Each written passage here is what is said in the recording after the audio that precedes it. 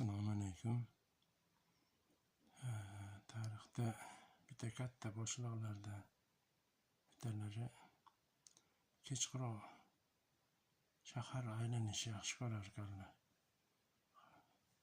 Nima bo'libdi shaharda, nima kamchiliklar bor boshqa.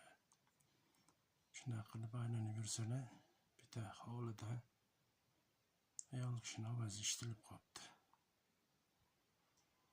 Meni bolalarim och, mana suvni yolg'onda suvni pishirgan bo'lib, bolalarning uxlab qolishini kutibdiman. Buning uchun sen javob berasan deb turgan ekanlar. Buni eshitgan boshliq tez borib, o'zlari ko'tarib masalliq olib kelib, ovqat qilib bolalarga bergan ekan. Har bittangiz boshliqsiz, har bittangiz mas'ulsiz deyilgan. Buni qaysidan, nimadan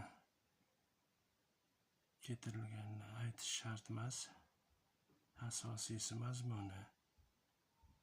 Endi har bitta uydagi boshliq bo'ladimi, bo'ladimi, ishxonadagi boshliq bo'ladimi, kattaroq joydagi bo'ladimi, chiroyli mas'uliyatni his qilib, adolat qilib ishlagan joyida 3-4 so'm pulga qiziqmay, chiroyli sidqi dildan boshliqlikni